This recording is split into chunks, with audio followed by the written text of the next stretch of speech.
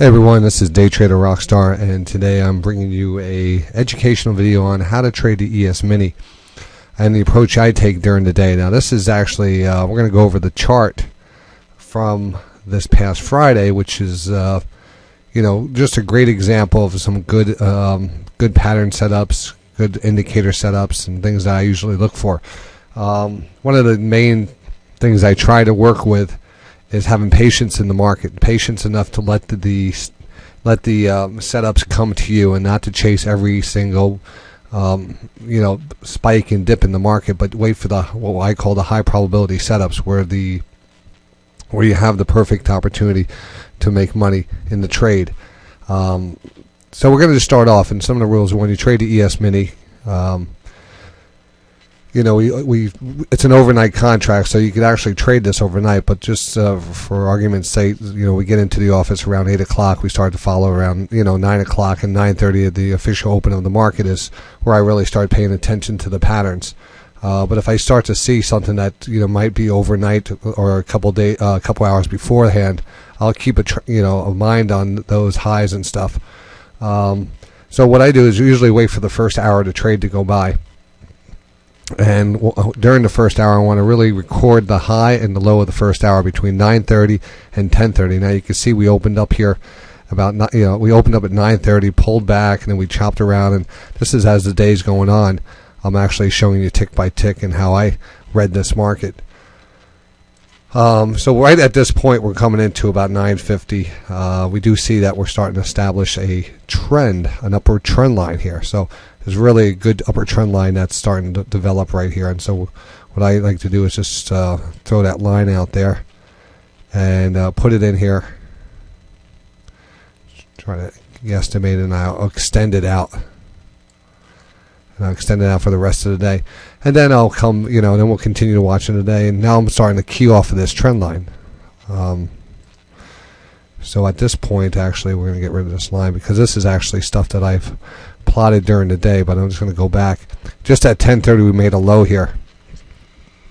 Now that low is important also, because that represents, we have the 9:30 high and the 10:30 low, and usually we see a trend line develop off of this. And now this is where this area comes into play for me. So I take the 9:30 to 10:30 high and low, and from one of these areas is usually going to develop a trend line that's going to hold during the day, and then we can get a directional trade off of that. So we can see now that we haven't really done that, but we do have an overhead trend downward channel line that's starting to form here. So I want to take that into consideration. I'm also going to take this 10:30 low, and we're going to use, actually we can see at 10:50 we move back up to that trend line, and now it's really established. And I knew that trend line's there because once I established the overnight these three pivot areas, and what I'm going to call these pivot areas, I'll start to mark these down on the map as I do this live. Now I do this again live each day on the radio, so as this is playing out, I'm marking out, all right, it's very important to pay attention that we have an upward trend line. So each time we come up to this level, we have a better opportunity to take a trade, as shown recent resistance at this point. So this is a higher probability short area. Stochastics were a little overbought here, which also means that it's a great opportunity for a short at this point. So from that point on, excuse me, I want to zoom out of here a little, because at this point here, when I have this low, I'm going to say, well, even though we're not even down here yet, and I'm concentrating on this upper trend line, I want to understand that that's low down here. We actually start coming down. We pull right off of that level, and we start pulling down. So at this point, I know that we have a spike lower down here right around 10:30. Now at that point, what I'm going to do is I want to take another channel line or a trend line, and I'm just going to make a parallel line. I'm going to take this level and just kind of make sure that it's equal distance away from this line. And I'm going to move it right up to the bottom there, and I'm going to extend it to the right. And that's going to extend that. It's going to make a channel for me. So I already planned out my next trade. My next trade is going to be off this lower channel line. I don't care when it happens. I know I'm taking that trade. So that's already a trade that's planned out.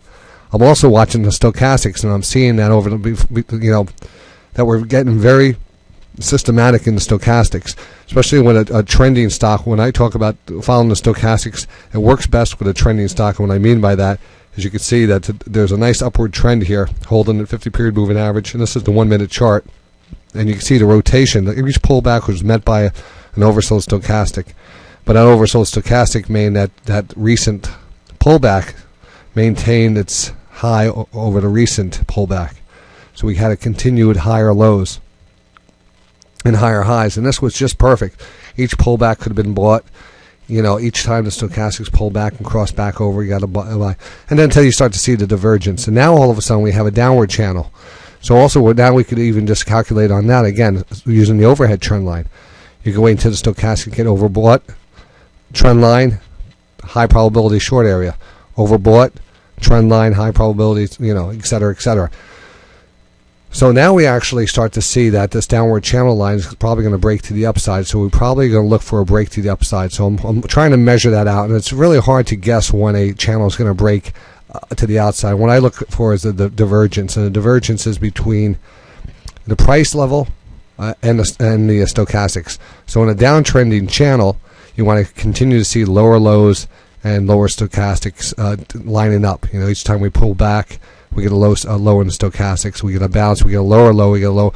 And once we start to see that area play out, and it's not a lower low, but it's a possible higher low, then I look for a trade area. So I think we were actually looking at this area as a trade on, we took 5 trades. I took 5 trades on Friday.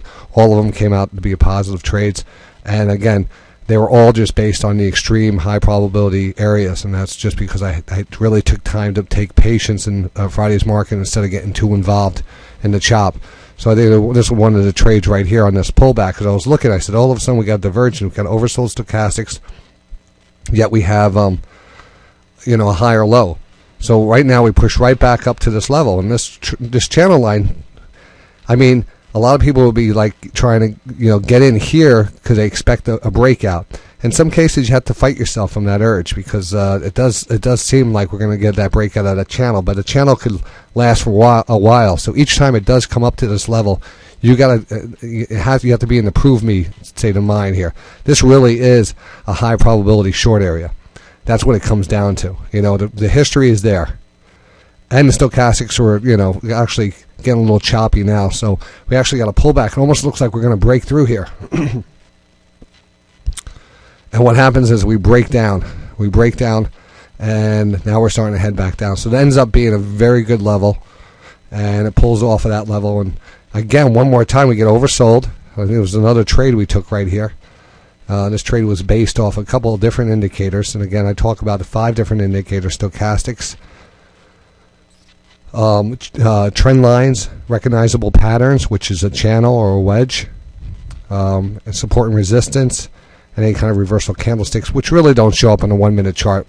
The main thing I'm looking for on the 1-minute chart is the relationship between the stochastics and the price level, comparable to the recent price level. So I want to look for those changes and trends. So I did notice that we had a possible channel line here, and we got oversold. So we did take another trade down here, and I think we got 3/4 of a point on it, which was fine, And then at that point, once again, look at where we come back up to that trend line, and we fail from that level once again. And at this point, trade off. This kind of a risky move. You don't know if you're going to break to the upside or break to the downside. So I'd rather take that. It's not a high probability setup for me, and we end up breaking down. Now that we broke down, all right, we're just in the middle of limbo, and I'm not really taking too many trades here, other than we got an oversold stochastics and a little bounce here. So that was a nice indication, and stochastics really playing out here. But we didn't really get a big bounce, and again, we're kind of in limbo because we're not on any decent pattern here. Once we broke down out of this low level, I'm just letting it ride down, and we're looking at some things, and we start to see some selling. You can see that the market held under that 20 period on the 1 minute to 20 period EMA on the 1 minute, showing some good selling pressure. But all of a sudden we noticed that, hey, we're coming down to, I have to adjust this a little probably, there. We're coming down to the lower trend line. So we mark that out and say we want to take a trade down into that level. Now we got oversold on the stochastics, and I started, I said, all right, let me get in, because this looks like it's sold off quite a bit here. We're already oversold. We're bouncing around here. I don't know if we're even going to exactly touch this level. End up taking the trade and getting a good trade off of it.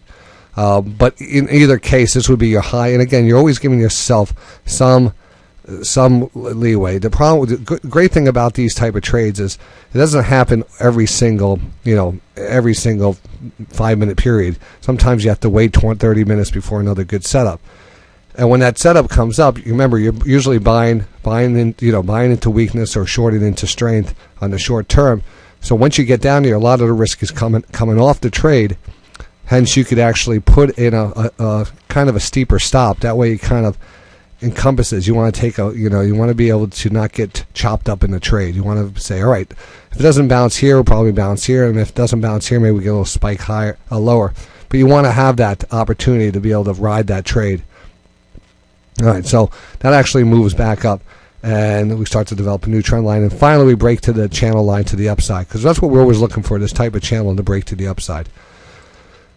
And then from that point on, going into 3 o'clock, Moody's came out with a warning that they were Italy was under review, and the market just spiked down to the pivot area. Pivot area is very important. It's an indicator for me. Pivot points as an indicator. And I use those a lot. And as we trade above the pivot area, the overall consensus in the market is very bullish. So this was really the first test of the pivot. So we came right back down to it, smashed off of it, and then rallied hard off of it, and then kind of chopped around into the close.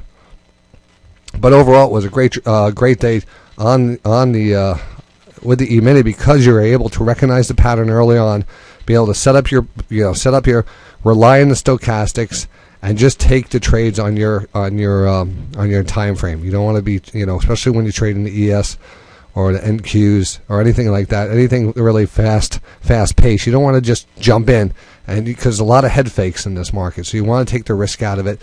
This is one of the best ways that I found to handle the trading the minis as I juggle stocks. So I hope you enjoyed that. I hope you could gain something from that. Again, I'll be doing this each and every day, live on the radio at 9:30, from 9:30 till 4 o'clock. And you get to see this live on the screen. And that's what my job is, to point out the high probability areas in the market. That's what I want to do for you, is actually show you when they're setting up before they happen, so you can plan out your trade. Okay, that's it. See you in the markets.